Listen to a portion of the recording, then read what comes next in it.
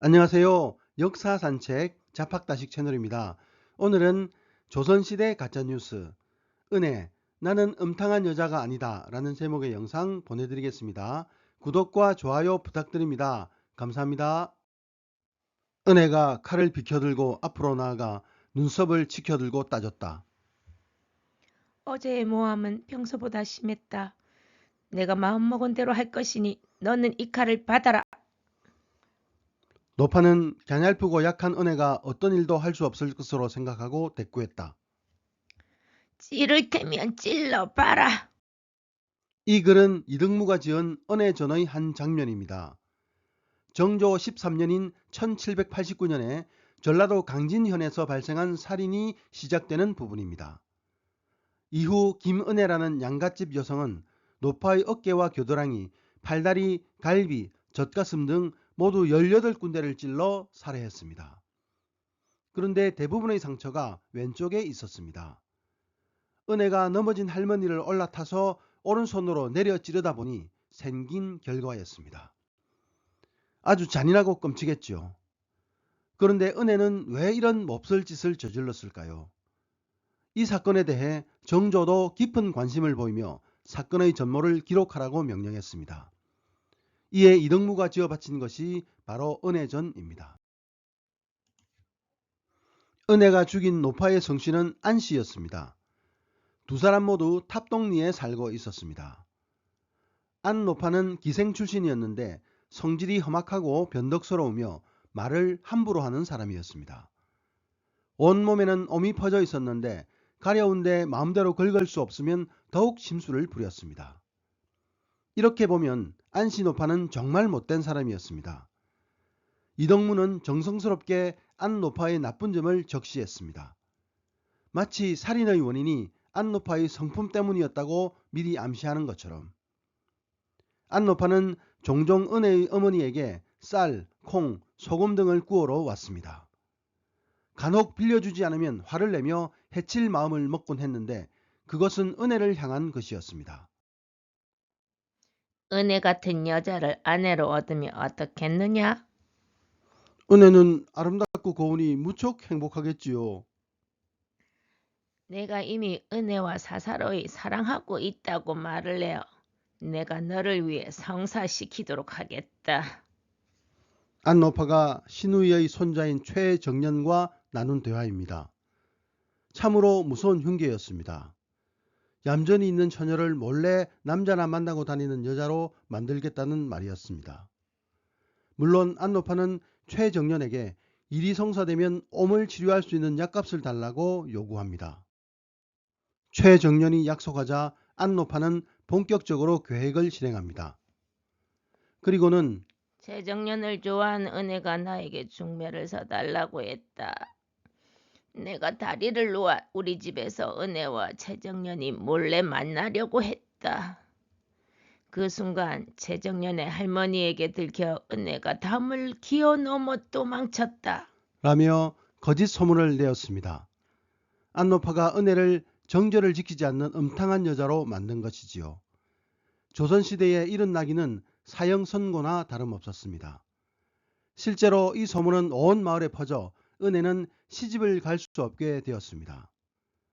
이러한 서술을 통해 이덕무는 안노파가 은혜를 사회적으로 매장하는 악행을 저질렀다는 사실을 강조하고 있습니다. 다행히 같은 마을 사람 김양준이 모든 것이 거짓임을 알고 은혜와 혼인합니다. 하지만 그 이후에도 무고하는 말은 더욱 심하게 퍼져 나갔습니다. 재정년이 중매를 해주며 내 약값을 갚아주겠다고 약속했는데 은혜가 홀연히 배반하고 다른 남자에게로 시집을 가버렸다. 이에 재정년이 약속대로 하지 않는 바람에 내 병이 이때부터 더 심해졌다. 은혜는 나의 원수다. 마을 사람들은 안노파의 이야기가 거짓인 줄 알면서도 그 어떤 대꾸도 하지 않았습니다. 어설프게 나섰다가 안노파에게 괜한 봉변을 당할 수도 있었기 때문입니다. 안노파의 악행은 그 후 2년 동안이나 계속되었습니다. 은혜는 더는 참을 수가 없어 반드시 안노파를 죽여 원통함을 풀겠다고 결심합니다. 그러던 어느 날 저녁 7시에서 9시 사이에 은혜는 부엌칼을 들고 안노파가 혼자 잠자는 침실로 쳐들어갑니다. 안노파는 당당하게 굴었지만 이미 죽이기로 마음먹은 은혜는 망설임 없이 칼을 휘둘렀습니다. 은혜가 몸을 기울여 몸 왼쪽을 찔렀다. 그런데 노파는 오히려 죽지 않고 살아서 급히 칼을 쥔 은혜의 발목을 잡았다. 은혜는 재빨리 뿌리치고는 다시 목 오른쪽을 찔렀다. 양쪽 목을 찌른 것은 절대 살려두지 않겠다는 의지의 표출입니다. 안노파가 입었던 흰 적삼과 푸른 치마는 빨갛게 피로 물들었습니다. 안노파를 살해한 은혜는 피 묻은 칼을 들고 최정년의 집을 향합니다. 그러나 은혜의 어머니가 울며 말리는 바람에 그냥 집으로 돌아옵니다. 그때 은혜의 나이는 불과 18살이었습니다.